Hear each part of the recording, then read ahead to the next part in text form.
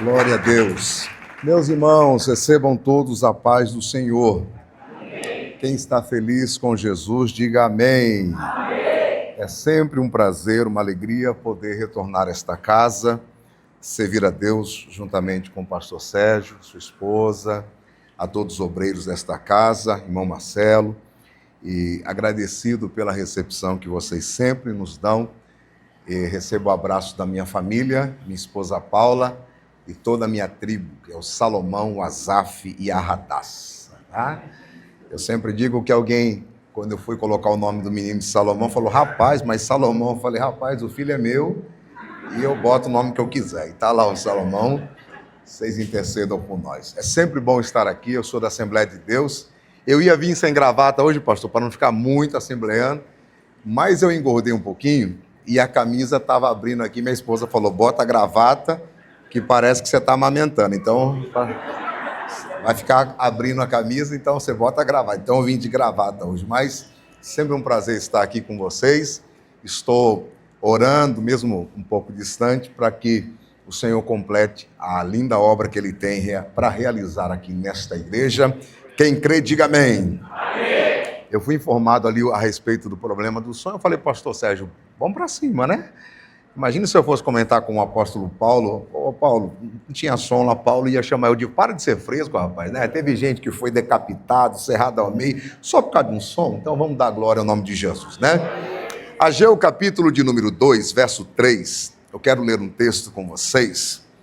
Ageu, capítulo de número 2 e o versículo de número 3. Quero ler esse texto com vocês. Toda glória, louvor e adoração ao nome precioso de Jesus.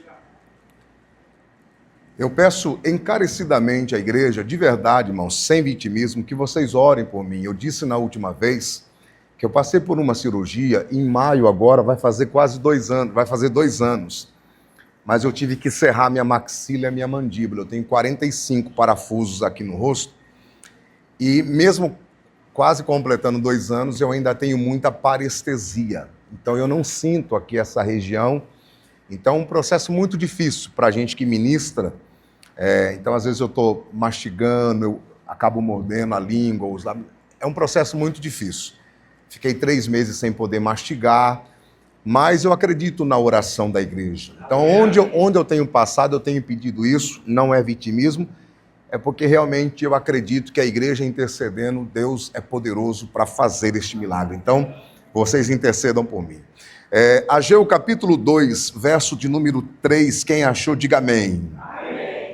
Quem há entre vós, que tendo ficado, viu esta casa na sua primeira glória, e como a vedes agora, não é esta como nada, aos vossos olhos, comparada com aquela. Verso de número 9. A glória desta última casa será maior do que a da primeira, diz o Senhor dos Exércitos. E neste lugar darei a paz, diz o Senhor dos Exércitos. Amém? Podemos juntos repetir o verso 9? Eu vou contar até 3 e você vai repetir comigo. 1, 2, 3. A glória desta última casa será maior do que a da primeira, diz o Senhor dos Exércitos. E neste lugar darei a paz, diz o Senhor dos Exércitos. Muito bem, antes que você tome assento, diga para quem está do seu lado, você é a coisa mais linda que Jesus já fez. Diga para ele. Diga para ele, quanto mais glória você der, mais bonito você fica. Pode tomar assento. Se for possível, aumentar só um pouquinho para o meu. Tá? Glória a Deus. Glória a Deus. Liberou aqui? Acho que está ligado. Glória a Deus. Eu acho que o outro estava melhor. Se puder só melhorar aqui um pouquinho para mim. Quem está me ouvindo, diga amém. Olha para cá, eu acredito que seja do conhecimento majoritário que Davi anelou profundamente em seu coração em instituir uma casa a Deus. Mas Davi reinou em uma época que muitas vezes a nação israelita foi levada ao campo de batalha o que fez dele um homem de mão sanguenta. E tendo ele este desejo, esta vontade no seu coração, essa vontade é expressa diante de Deus. Só que quando a gente leva a nossa petição diante de Deus, estamos sujeitos a receber de Deus 3 tipos de resposta.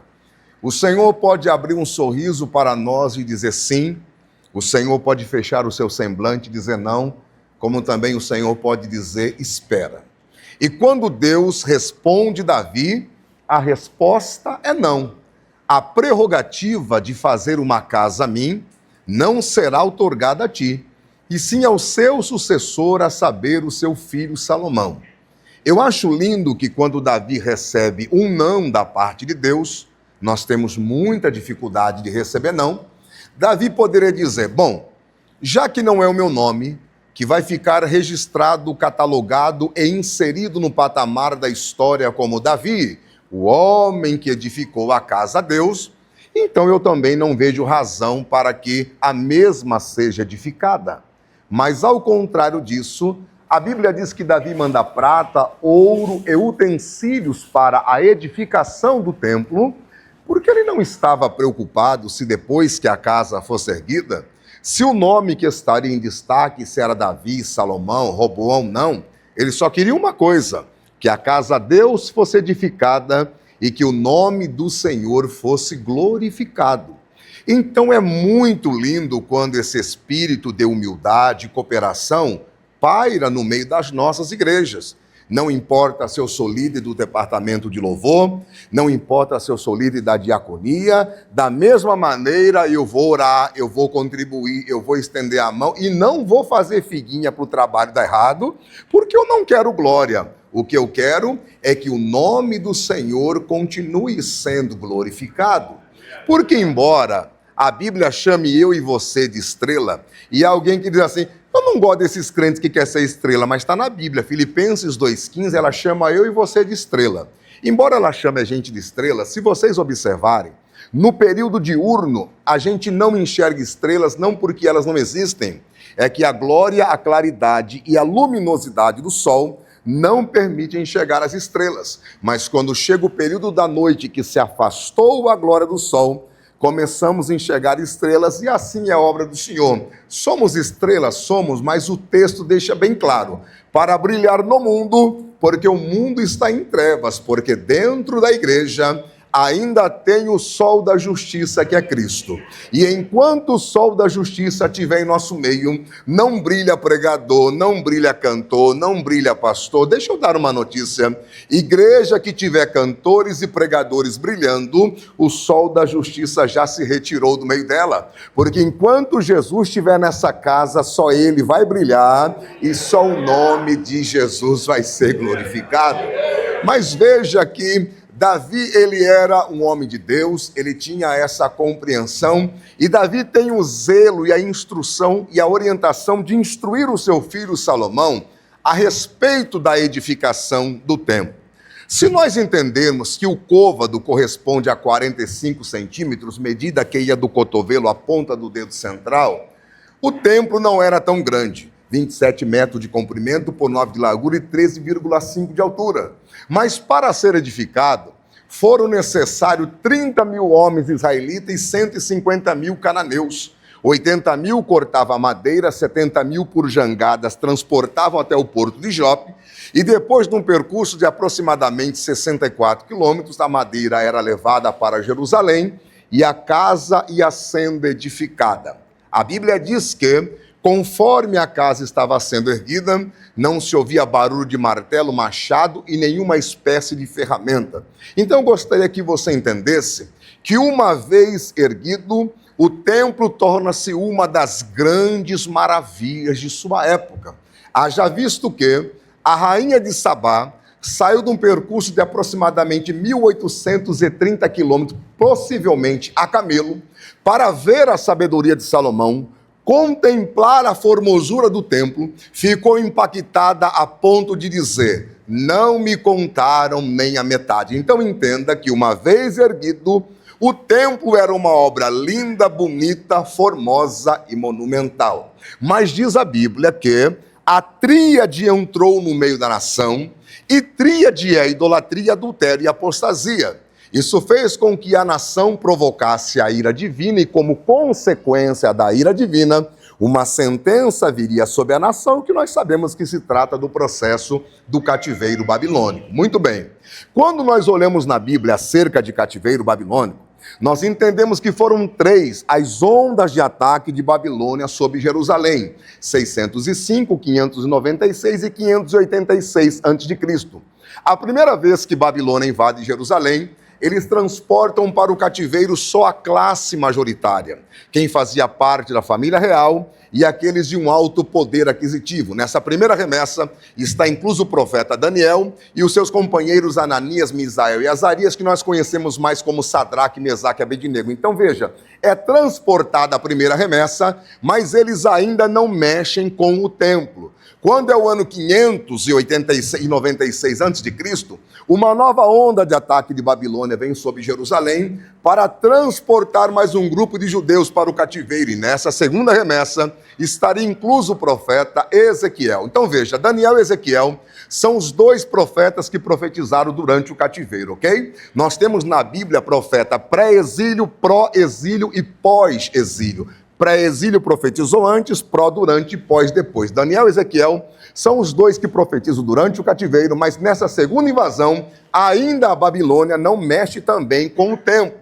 Mas quando é o ano 586 a.C., Babilônia cerca Jerusalém, não tinha como entrar, não tinha como sair, o povo enfraqueceu, Babilônia invade Jerusalém, coloca fogo na cidade e derruba o templo. Então veja, a prata, o ouro, o tesouro e tudo aquilo que tinha de precioso de dentro do templo foi transportado para a Babilônia. Lembra daquele templo que era lindo, bonito, formoso e monumental? Que todos passavam ao redor dele e lançavam palavras de elogio?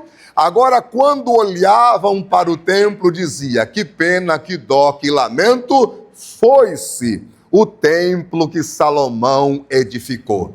Eu agradeço a sua paciência pelo lado introdutório da mensagem, que é até um pouco extenso, mas preste atenção. Charles Spurgeon disse: um sermão precisa ser lido, ensinado e aplicado. Fizemos a leitura e o ensinamento do sermão, e em que se consiste a aplicação deste sermão ao nosso coração esta noite. É que Romanos 15:4, Paulo disse: tudo o que antes foi escrito, para nosso ensino foi escrito, para que através da paciência e consolação das Escrituras tenhamos esperança. O que Paulo está dizendo é que os 39 livros, 929 capítulos e 23.214 versículos que tem no Antigo Testamento serve de simbologia para nós nessa nova aliança. O mesmo Paulo em 1 Coríntios 3,16 disse assim, não sabeis que vós sois o templo de Deus e que o Espírito de Deus habita em vós, então por que não dizer que esse lindo templo que Salomão edificou, ele serve de uma simbologia comigo e com você, que hoje somos chamados de templo do Espírito Santo de Deus. Então, a partir daqui, nós começamos a olhar para o templo e tentar extrair quais são as lições que ele pode trazer ao nosso coração esta noite. Tudo que Salomão tinha de melhor, a melhor prata, o melhor ouro, o melhor tesouro, ele investiu nesse templo. Quando eu e você aceitamos a Cristo como Senhor e Salvador, tudo que Deus tinha de melhor, ele investiu em mim e em você, calçou os pés com o evangelho da paz, deu couraça da justiça, capacete da salvação, deu a espada do Espírito, escudo da fé, tudo que ele tinha de melhor, ele investiu em mim e em você. E quando você saía da tua casa para vir à igreja, para ir ao trabalho, alguém olhava e dizia: que obra linda, que obra extraordinária, ali vai um homem de Deus, uma mulher de Deus. Quando você pegava o microfone para pregar ou para cantar, você recebia palavras de elogio, alguém dizia: quando ela canta, Deus manifesta a sua graça, quando ele prega, Deus manifesta o seu poder. Eu não sei o que aconteceu na trajetória da sua caminhada espiritual, que Nabucodonosor, aqui personificado em Satanás, entrou no seu território, colocou fogo na cidade e abateu o templo. Tirou de dentro de você a prata, o ouro e o tesouro. Pregava, não prega mais. Cantava, não canta mais. Profetizava, não profetiza mais. E quem olhava para você e dizia: ali é uma obra linda, ali é uma obra maravilhosa, hoje está olhando para você e lançando palavras de pena, de dó e de lamento. Mas eu vim esta noite, na condição do profeta Ageu, para liberar uma palavra de caráter profético para vidas nesta noite, para dizer que se você crê, a glória da última casa será maior do que a da primeira, porque o Eterno está dizendo esta noite que é uma noite de restauração. Aquilo que foi roubado de dentro de você, Deus está dizendo: esta noite eu vou devolver. Aquilo que foi tirado de dentro de você, se você crê, esta noite eu devolvo, e a glória da última casa será maior do que a da primeira. Só quem acredita desta maneira e pode adorar e engrandecer ao nome de Jesus. Então empresta a sua voz de profeta e diga para quem está do teu lado: esta noite é noite de restauração. Diga para ele aí. Quem acredita que esta noite é noite de restauração e pode adorar ao nome de Jesus? Então veja só, quem está me ouvindo, diga amém. Era um processo do cativeiro que Deus tinha com o povo.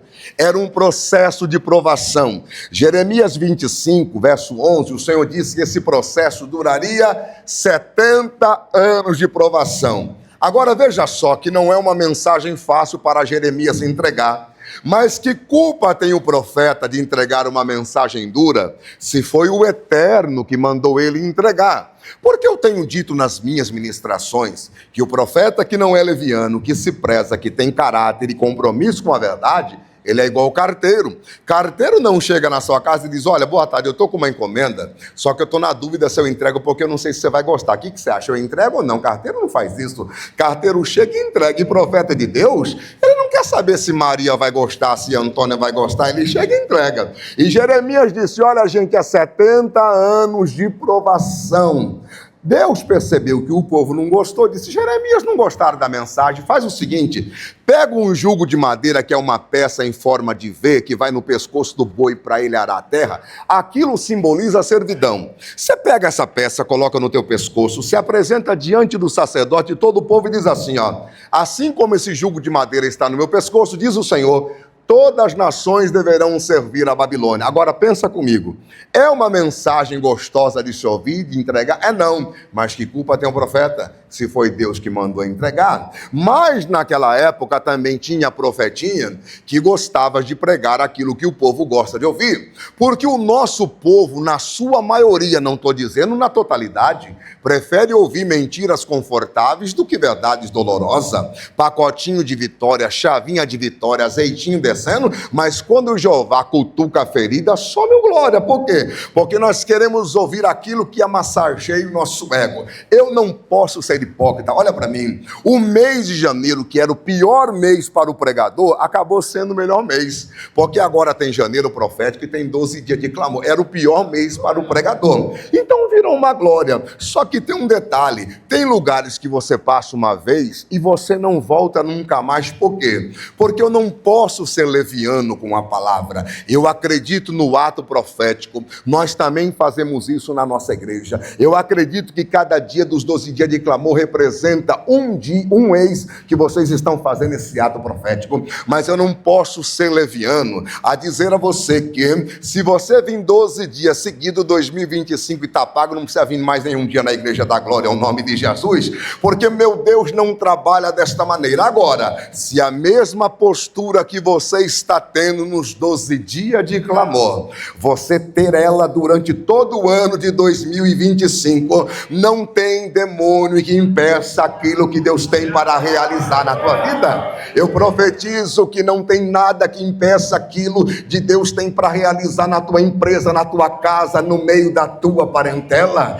Eu creio que estou pregando para uma igreja inteligente, eu creio que estou pregando para uma igreja instruída na palavra. Nós estamos enfrentando dias difíceis na face da terra, e o pregador itinerante não é fácil você pegar um voo aqui em Viracopos e ir para outro estado lotado, 2.000 pessoas esperando para você trazer uma palavra, e aquilo que você prega vai na contramão do que o líder de jovem programou para o evento dele, do que a líder do ciclo de oração programou para o evento dela, e Jeová começa a engrossar o caldo, você percebe que eles não estão gostando, e depois do culto a gente tem que sentar na mesa para jantar junto. Pensa na glória. Mas eu tenho compromisso com a palavra, e você precisa entender que se a palavra não mudar a tua vida, meu jargão de pregador também não vai mudar. Se a palavra não transformar a tua casa, a minha maneira de pregar também não vai mudar. Nada é mais poderoso, nada é mais forte do que a palavra.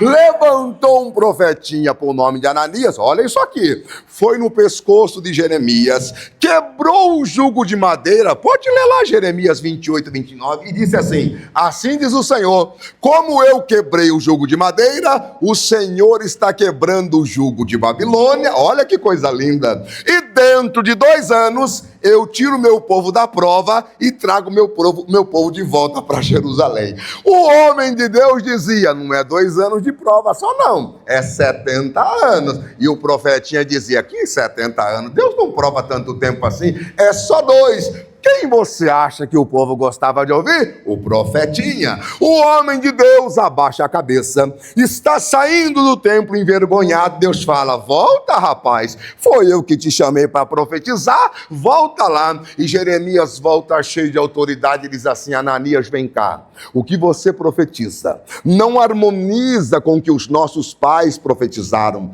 porque eles disseram que um tempo difícil ia vir sobre a nação. Agora Deus manda eu dizer, olha isso aqui, um profeta não é confirmado se ele fala pela boca do Senhor, quando ele profetiza, e sim quando a sua profecia se cumprir. Porque dizer assim diz o Senhor é fácil, quero ver a profecia se cumprir. Entregar chave de casa e chave de carro é moleza, mas tem irmã andando com chaveiro na cintura porque a porta não chega de jeito nenhum. Quero ver a profecia se cumprir. E tem mais, Ananias, Deus manda dizer, olha isso aqui, você quebrou o jugo de madeira, eu, o Senhor, estou colocando um jugo de ferro. Quem poderá quebrar? Essa hora Ananias viu que o negócio fica estreito, ele vai saindo de fininho. Jeremias diz: volta, Ananias, tem só mais uma mensagem para entregar. Se o que você profetiza é de Deus, eu sou o falso profeta da história, mas se o que eu estou pregando e profetizando é de Deus,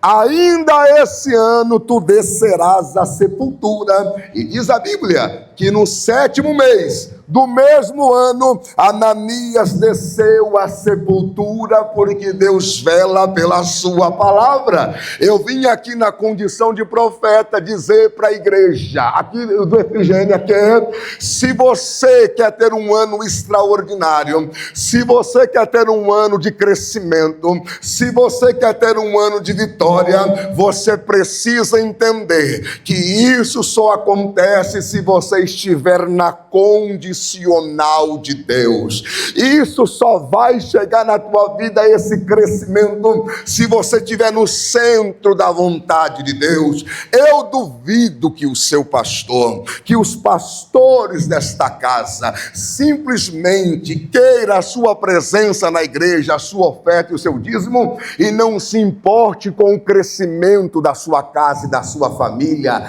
Eu duvido que uma igreja séria como essa não queira que você venha dar testemunho de vitória, dizendo: igreja, eu participei dos 12 dias, permaneci firme adorando o nome do Senhor, e eu pedi oportunidade para dizer que a minha bênção, o meu milagre, a minha provisão chegou. Isso só acontece se nós permanecemos na condicional de Deus. Talvez já disse para vocês, mas eu gosto de Cortella. Cortella disse assim: olha, eu tenho 2 filhos. Quando meus filhos eram crianças, eu disse para eles o seguinte: olha, quando vocês completarem 12 anos, papai vai ensinar para vocês qual é o segredo da vida. O filho mais velho completa 12, vai acordar o pai: pai, meu aniversário, parabéns, filhão. Não, o senhor me disse que quando eu fizesse 12, o senhor ia ensinar o segredo da vida. Verdade, filho, vem para a sala. Sentou o menino e disse: filho, o segredo da vida é esse, ó, a vaca não dá leite. E o menino levou um choque.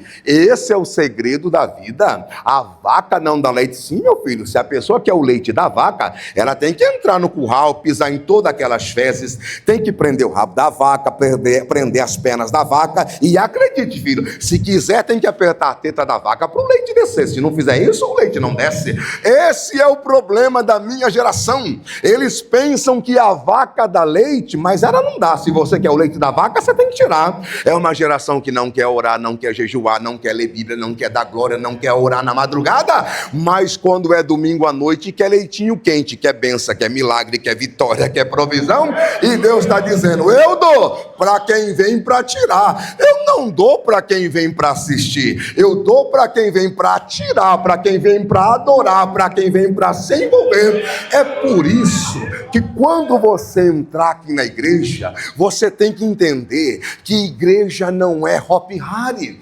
igreja não é shopping, igreja não é casa de entretenimento, igreja é lugar de ser confrontado pela palavra.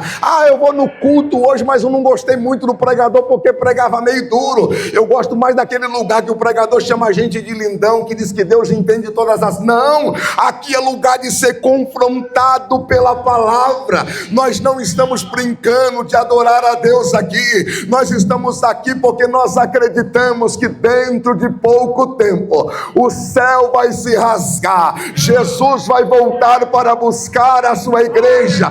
Quantos ainda colocam as bênçãos espirituais como prioridade na sua vida? Quem é que não quer uma casa melhor? Quem é que não quer um carro melhor? Mas tem nada mais precioso nesta terra do que dizer, eu sou cheio do Espírito Santo de Deus.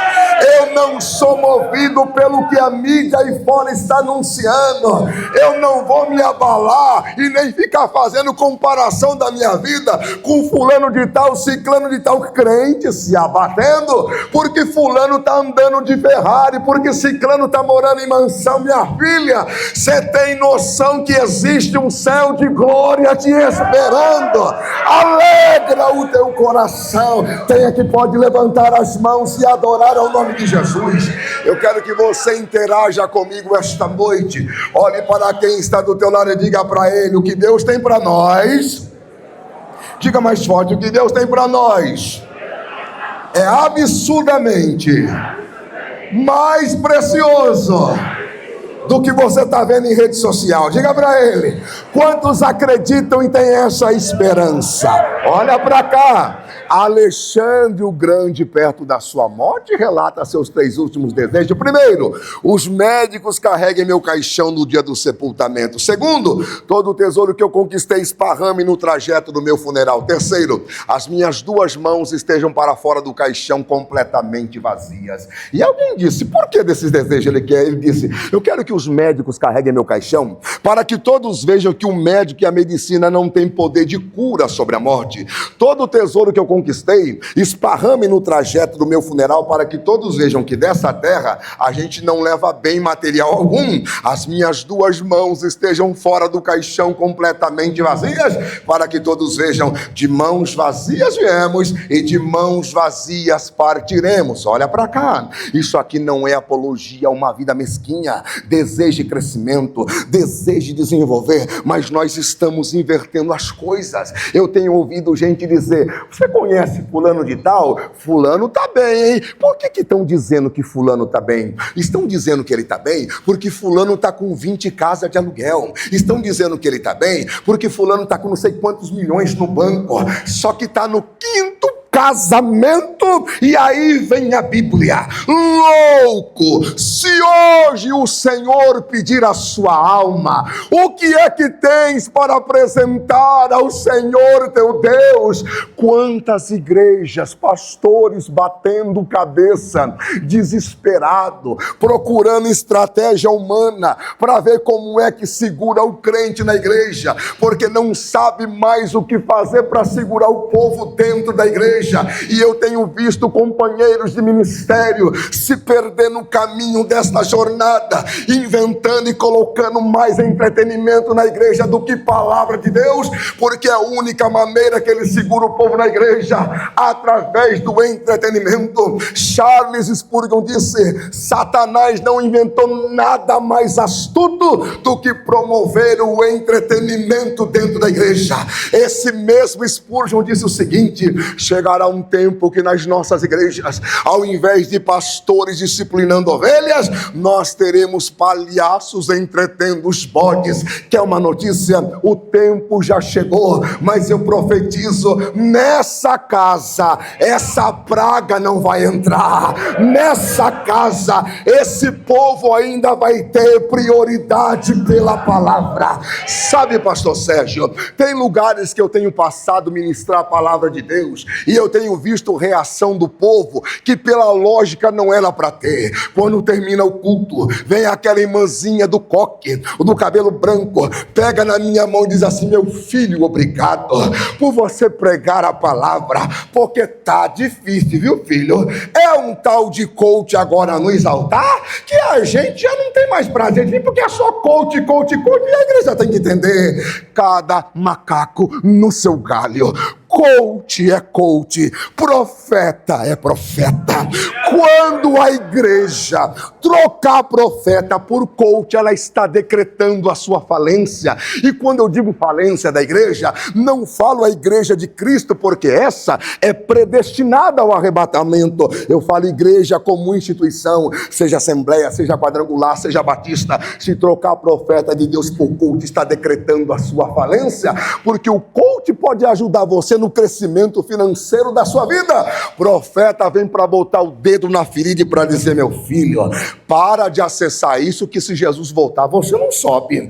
Para de fazer isso, porque a tua alma é preciosa. Deus está mais interessado em, primeiro, trabalhar na tua alma do que engordar a tua conta bancária. Depois que ele trabalhar na tua vida espiritual, é o que a Bíblia diz: e todas as demais coisas vos serão acrescentadas. O lamanda ela saia. Eu acredito que eu vou prestar conta diante de Deus de cada mensagem pregada em cima do altar. Imagine que aqui esta noite alguém que está vivendo uma vida de erro precisasse ser confrontado pela palavra, mas eu vim na condição e no seguinte pensamento: o que é que eu prego para quando o culto terminar, o povo dizer: rapaz, aquele neguinho careca pregou demais. O que é que eu prego para agradar o coração do povo? Profeta não foi chamado para agradar o coração de ninguém. Profeta foi chamado para tirar gente do lamaçal do pecado, gente que está dando passos largos para o inferno. Aí vem uma mensagem profética e tira ele daquela situação. É o que Deus direcionou para o meu coração esta noite para dizer: tem gente aqui que está por um fio, mas eu, Senhor, vim te buscar esta noite para dizer: eu bato, mas eu não vou te perder para essa rede social. Eu bato, mas eu não vou te perder para esse celular. Eu bato, mas eu não vou te perder para esse vício. Se você abrir o coração, eu te restauro esta noite, e a glória da última casa será maior. Quem acredita pode adorar a Ele. Olhe para mim. Fala, Maia. Quem está me ouvindo, diga amém. Quem está me ouvindo, diga amém. Olha para cá. Olha o zelo de Deus pela nossa vida. O zelo de Deus pela nossa alma. Eu sei que quando a gente traz uma mensagem dessa, pastor Sérgio, gera-se especulações, gera-se algumas interrogações. Será que é tudo isso para estar pregando assim? Eu já adianto para você, não é tudo isso. Não sou, olha para cá. Mas deixa eu dizer a você, talvez disse esse testemunho aqui, eu trabalho com moda masculina, eu tenho uma loja de terno, sapato, camisa e gravata, onde eu tenho passado, eu tenho dito isso. Faz 28 anos que eu sirvo a Jesus, e Deus me deu graça para nunca ter caído, porque Ele é bom, nunca caí, mas Ele é bom, por isso. Mas há uns 8, 10 anos atrás, eu estava envolvido com venda de terno, sapato, camisa e gravata, e o bobão aqui deixou oração, deixou jejum, deixou consagração, deixou a leitura bíblica. E Deus ama tanto a gente, que Deus mandou 2 baixinhas do círculo da oração na loja. As irmãzinhas do coque entraram pisando duro na minha loja, olharam para mim e disseram, vá para o estoque. E eu já com a cara lavada, como? O estoque, que é para não envergonhar o vaso, entende?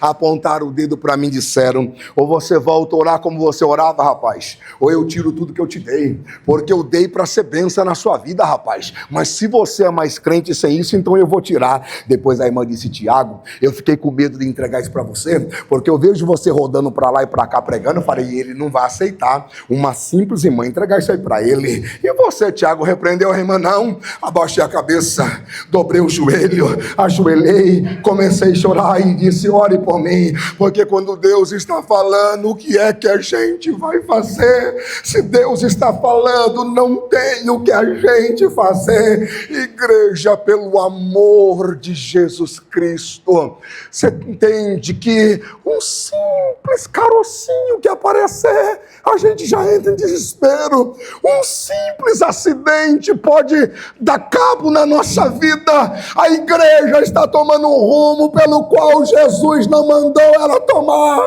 Nós estamos focados nas coisas materiais e Deus está dizendo, eu quero dar tudo isso para vocês quando vocês priorizarem a minha presença. Olha para cá, eu tenho rodado parte deste Brasil, igreja que no domingo tem 300 crentes. Você vai de meio de semana, tem 30 crentes na igreja. Uns estão trabalhando, outros estão estudando e o resto do povo está fazendo o quê? Ei, 30, 40, 50 crentes na igreja, só vai no domingo para picar cartão para o povo não dizer que ainda não está desviado. Toda a programação é mais interessante do que vir no meio de semana na Igreja da Glória. Vir para o culto ou ir para o shopping? Bora para o shopping, podia passear qualquer dia no shopping, mas quer ir no dia do culto, porque parece que vir na igreja meio de semana é um sacrifício terrível, e o povo está empurrando com a barriga como se nada tivesse acontecendo. E Deus é tão maravilhoso e tão zeloso e te ama tanto, que Ele vem esta noite e dizer, eu não te quero pela metade, eu não te quero jorrando 2 tipos de água, eu te quero por inteiro. Eu não vou te dividir com o mundo, eu não vou te dividir com a rede social, eu te quero por inteiro. Você tem que entender que uma mensagem, por mais bonita que seja, se ela não for direcionada de Deus para a sua vida, vai massagear o teu ego, mas não vai trazer transformação de Deus para a sua vida. Quando o povo estava distante de Deus, Deus não dizia, chama um coach, não. Deus dizia, se o meu povo, que se chama pelo meu nome, se humilhar, orar, se arrepender dos seus maus caminhos e buscar a minha face, eu ouvirei dos céus, perdoarei os seus pecados e sararei a sua terra. Quem está me ouvindo, diga amém. Amém. Olha para cá, o templo está caído, o templo está em ruínas, o templo está olhando, estão olhando para ele e está dizendo, que pena, que dó, que lamento. Só que o mesmo Deus que permitiu Babilônia invadir Jerusalém é o Deus que disse, depois de 70 anos, eu vou fazer com que Ciro, rei da Pérsia, torne a maior potência. Vou usar Ciro para abater Babilônia e vou usar Ciro para libertar o meu povo. Você consegue entender que Deus é o causador de ascensões e quedas de homens, reinos e nações? Para Deus abater uma nação é moleza. Será que Deus tem alguma dificuldade de abater uma empresa? Será que Deus tem dificuldade de abater um homem? Deus abate nações. Você tem noção que é isso? Deus abateu Babilônia. É como que hoje, de uma hora para outra, os Estados Unidos fossem invadidos por uma nação pequena e fosse massacrado. Deus é o causador de ascensões e quedas de homens, reinos e nações. Deus usou Ciro, abateu Babilônia, aí deu um decreto: Ciro, o tempo de prova do meu povo acabou. Dá ordem para que o meu povo volte para a terra natal, Jerusalém. Edifique o altar e reconstrua o templo. Sabe o que Deus está dizendo? Se você crê nesta palavra, para alguns aqui esta noite, Deus está dizendo, por intermédio da palavra: eu estou encerrando este processo difícil na tua vida. Eu estou encerrando isso que está assolando a tua casa. Se hoje você assentar no seu coração, esta noite será um divisor de águas para a minha vida. A partir de hoje a minha família vai andar diferente. Olha para cá, gente. Eu não sou radical ao extremo, mas presta atenção. Você é o chefe daquela casa. Não passa nada que edifica naquela televisão. Não passa nada, não põe uma mensagem: fique em paz que eu não trouxe DVD para vender. Olha para cá, não tem nada que edifica. E Deus está dizendo: meu filho, se posiciona dentro daquela casa, que tu não está percebendo que o inimigo está entrando de maneira sorrateira para tentar causar uma arruaça ali. A tua casa é o teu Éden, é o teu jardim fechado. Você precisa se posicionar ali dentro daquela casa. Você precisa assumir uma postura ali dentro. Aqui é a casa de crente. Aqui nós vamos falar como crente, andar como crente e se comportar como crente. Olha para cá. Deus estava permitindo esse processo, mas Deus disse: é tempo do meu povo voltar. Volta! E só faça uma coisa, olha isso: reconstrua o templo. Gente, Deus só pediu uma coisa: volte e reconstrua o templo. Por que será que Deus está interessado na reconstrução do templo? Será por questões arquitetônicas, para que depois que o templo fosse erguido, Deus olhasse e admirasse a beleza, a formosura e o esplendor? Não, porque Deus é engenheiro, projetista e arquiteto de todo o universo. Não tem obra feita por uma humana que provoque admiração em Deus.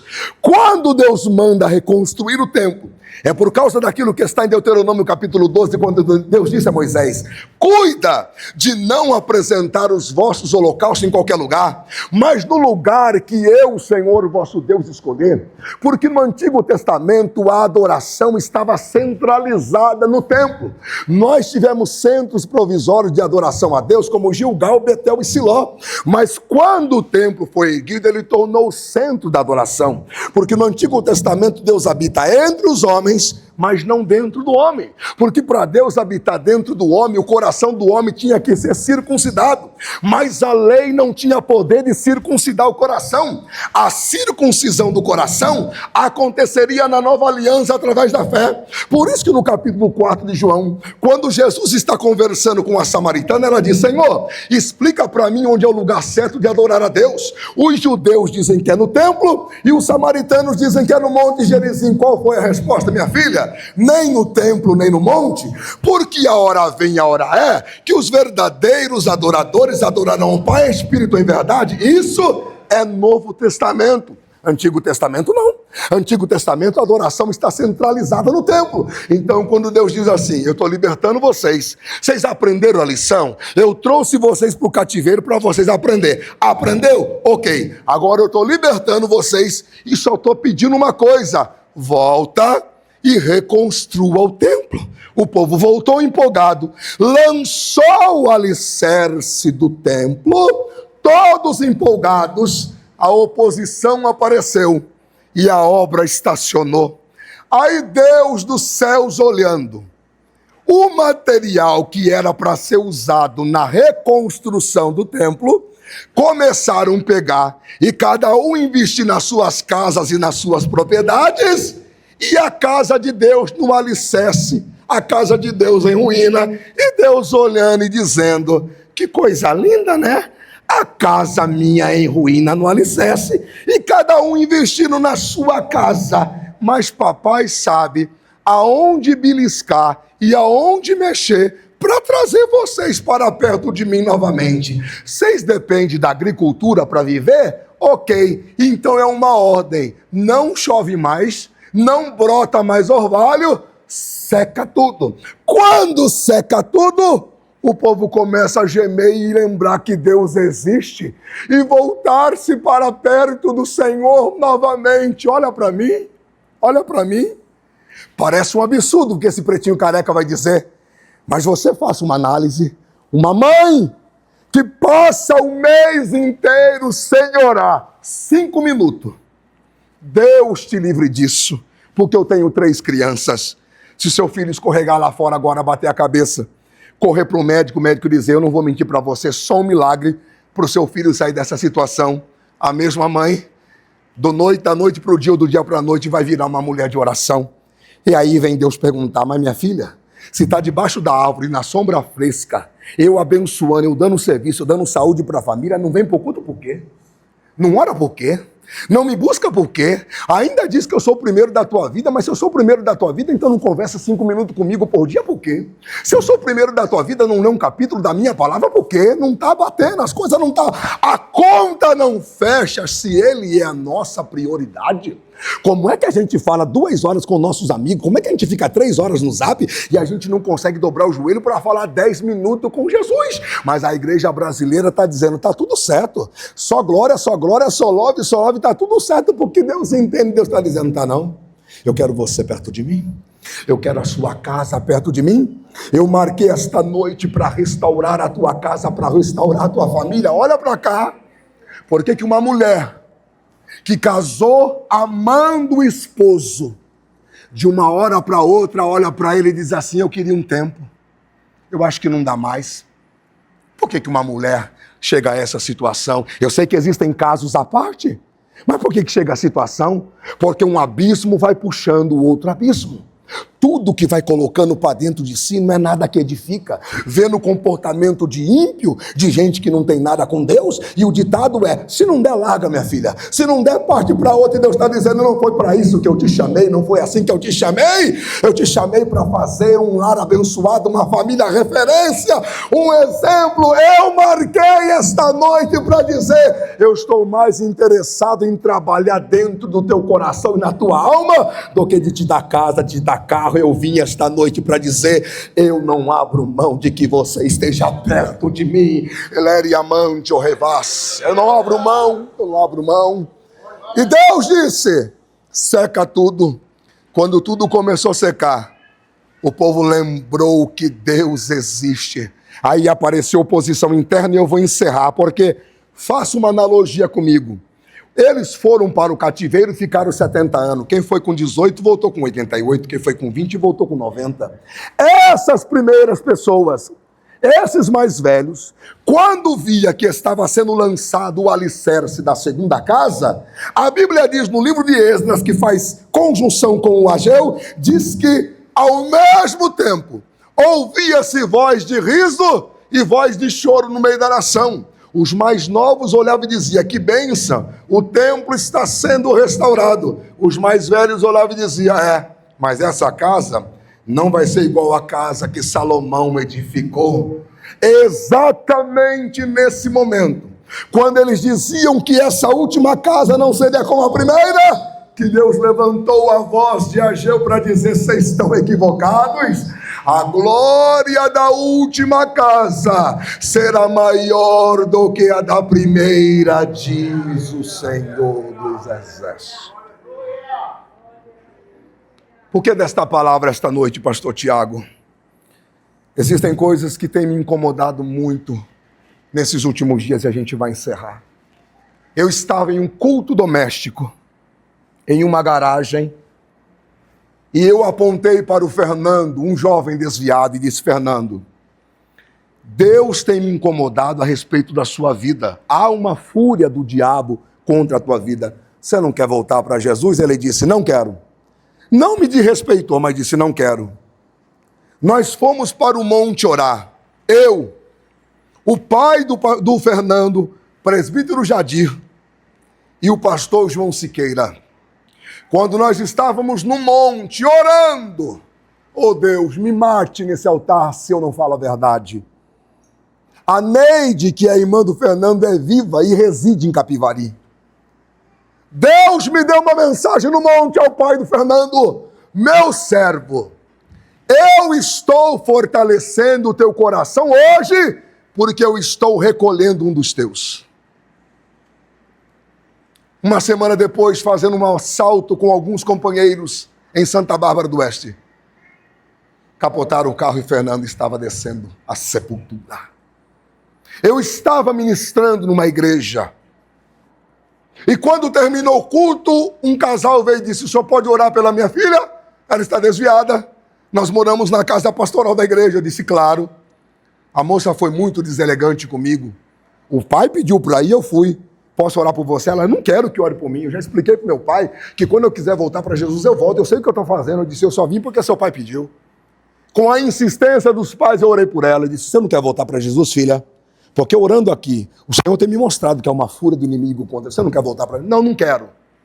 Voltei para minha casa. No outro dia, não estou dizendo na outra semana, estou dizendo no outro dia de manhã, o telefone toca. É um irmão, uma irmã, um membro da igreja, uma irmã, pastor Tiago. Lembra a moça que chorou ontem por ela? Lembro. Ninguém sabe explicar. De madrugada ela acordou gritando como se tivesse alguém correndo atrás dela dentro da casa. Mas não tinha. Ela acordou gritando, desesperada, como se estivesse fugindo de alguém. Foi até a mãe dela gritando, abraçou a mãe chorando, vomitou sangue no colo da mãe e morreu. Olha para mim aqui. Olha para mim aqui. Deus não erra endereço. Deus não erra endereço. Deus está dizendo para alguns aqui: chega. Chega. Chega. Você precisa se decidir e se posicionar essa noite. Eu te conheço nas minúcias. Eu te conheço nos mínimos detalhes. E eu marquei esta noite porque eu te amo tanto que eu não vou te perder para esse mundo. Mas você precisa se posicionar. Olhe para mim. Eu, como pregador, minha missão está cumprida. Não tem mais o que eu fazer aqui. Minha missão está cumprida. É você e Deus. Tiago, para mim não é essa palavra. Eu sei como está a minha vida, eu estou bem com Deus. Você fica onde você está. Aí.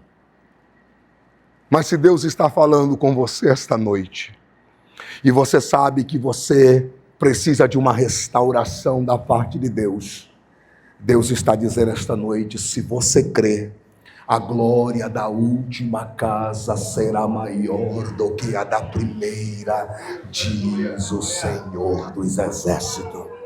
Deus está falando com um crente velho. Deus está falando com um crente de mais de 10, de 15, de 20 anos de caminhada. Você sabe o fervor que você tinha. E você sabe que você precisa de restauração. Deus está falando com gente que chegou na igreja animada há 1 ano, 2 anos atrás. Você chegou animado, mas você sabe que você precisa de restauração. E não tem mais o que eu fazer. É você e Deus. Foi para isso que o Senhor me chamou. Foi essa vocação que Ele me deu. Se é com você que Deus está falando, esteja na galeria, esteja na minha retaguarda, esteja na nave da igreja. Olha para mim. Não é noite de disfarçar. Não é noite de disfarçar. Saia do teu lugar e venha à frente, porque eu preciso orar por você e tem muita gente para eu orar por você aqui esta noite. Venha. Uramaya Shanderrácia, Kelabara Surianderrécia, Monderralacia. Tem muita gente para eu orar por você. Não é comigo, pregador, fique onde você está. Mas se é com você que Deus está falando, eu não quero saber se você é do louvor. Eu não quero saber se você é obreira, eu não quero saber se você é da diaconia. Eu sei que Deus está falando com você e Deus está dizendo: eu quero te restaurar esta noite. Se tu tens a nobreza de reconhecer e descer, então venha, porque eu quero orar por você.